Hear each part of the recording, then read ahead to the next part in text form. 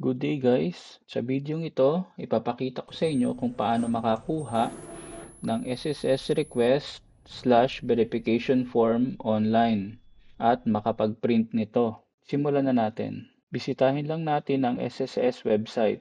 Sa homepage, mag-scroll down lang tayo hanggang makita natin ang Download Forms and Applications link at itap natin ito.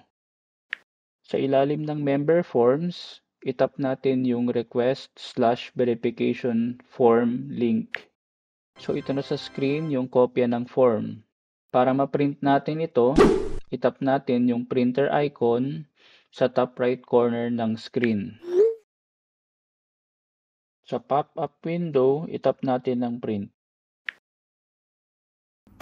Ayan na, nagpiprint na tayo.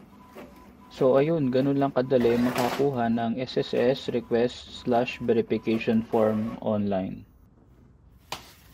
Salamat po sa panonood nitong video.